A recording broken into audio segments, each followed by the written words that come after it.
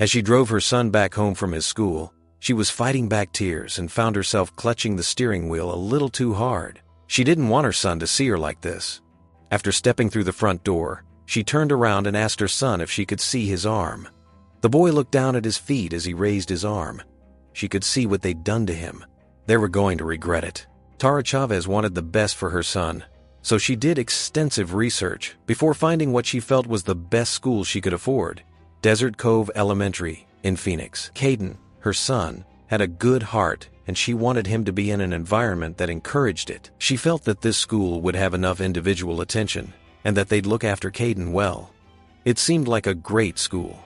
Tara was happy to enroll her son in the school. They gave her the forms, and she signed away. Now her son was officially a part of Desert Cove Elementary.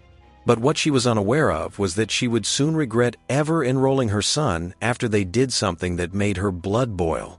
Soon afterward, other parents would speak up too, stirring up controversy at Desert Cove Elementary. After an entire term at Desert Cove Elementary, Caden seemed as happy as can be, and this made Tara even happier. But things would abruptly turn sour soon enough. Caden was doing extraordinarily well in his schoolwork. He also made many friends and liked his teachers. But soon Caden's parents would figure out that they should have shifted their attention from the teachers to something else. Just like any other day, Tara picked up her son from school, but she immediately knew that something was wrong. Caden didn't have to say anything. His face told her all she needed to know. She saved face and smiled at her son. She asked him how his day was, while thoughts raced through her mind. She had to figure out what was wrong. Caden answered his mother with a mumble. He said fine, but she could tell he was anything but. She smiled again and sweetly asked if anything had happened at school. Caden just looked out the window with no response. She could see that he didn't want to talk about it. She knew her son well and gave him some space, and knew she could always address it later when her husband was home. But then, in the rearview mirror, she saw something on her son's arm. Tara needed to see what that mark was. She struggled to see it in the car. It looked like maybe it was dirt, but as she peered closer, she could tell it was something much more sinister. Then, she connected the dots. Caden was upset because of that mark on his arm. Her intuition was on point, and she'd soon find out what it was. Tara's mind raced with all sorts of theories.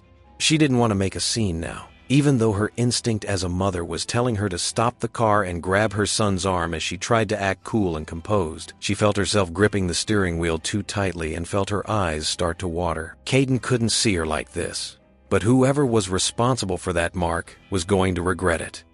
Once they got home, Tara stopped Caden from going to his room. She asked him to sit down at the table while she called for her husband. Once her husband arrived, he playfully ruffled Caden's hair and sat down beside him. Tara looked at her husband and then at Caden as she asked him to let her see his arm. The boy raised his arm with a frown forming on his face. Tara could now see what had happened, what the school was responsible for. I asked if he was given a choice and he replied, "No, she just grabbed my wrist and put the stamp on," the mother told reporters. Now the father decided to take a look at his son's arm. He could see ink where there were words, and he was trying to make it out. Once he read the words, he couldn't believe what it teen. Immediately, her husband took a picture of Caden's arm. He was screaming and crying the entire time, Tara said. He was humiliated, didn't even want me to take a picture of it. There in thick blue capital letters were the words, lunch money, stamped on her son's arm. But what was the meaning of this, and who had done it? Caden explained that it was the lunch lady. Apparently she had felt the need to publicly shame him in front of the entire school. The more his parents heard, the angrier they became. The fact that her son felt so embarrassed by the stamp was the most concerning part. Why wouldn't the school send her a reminder via email if her son's account was running low? Angered, they posted this incident online. Was this right? It wasn't long before Tara's post about the stamp exploded online. It quickly racked up hundreds of comments and shares, and most parents were supportive, saying that Tara's anger was completely justified. Like, y'all couldn't send a note? Her friends asked. Y'all couldn't think for 2 seconds about the numerous references of branding someone as a stigma? Shortly after the post went viral, Tara heard from them. What did they have to say for themselves?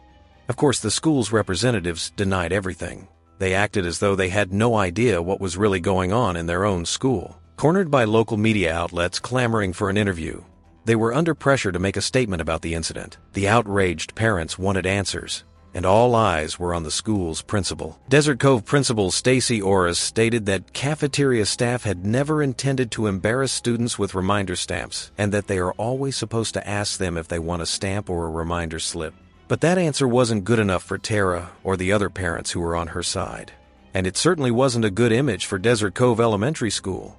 A lot of parents decided to stand behind the family, saying that Tara's reaction was totally justified. One thing was for sure: they wanted the reminder stamps gone.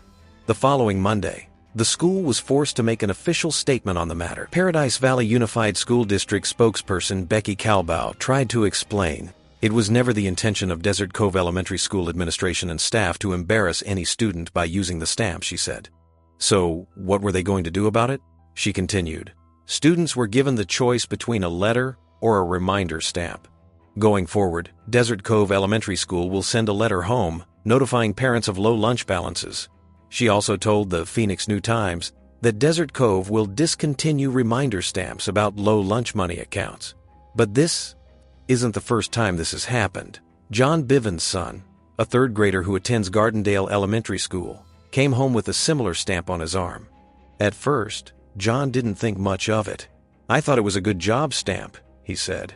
But when John took a closer look at his son's arms, his initial nonchalance quickly turned to fury.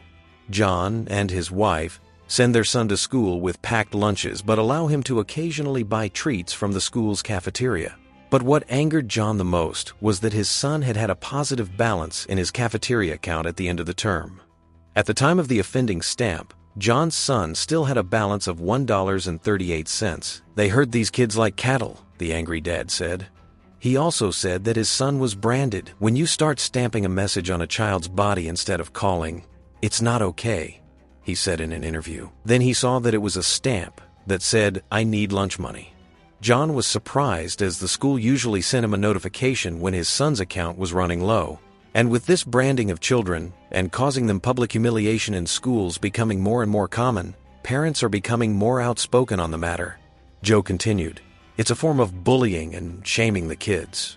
What do you think? Are parents right to be outraged by this branding system in schools?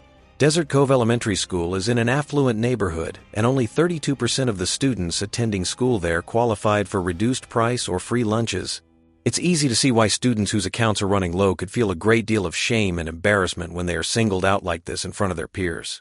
Do you think this is fair?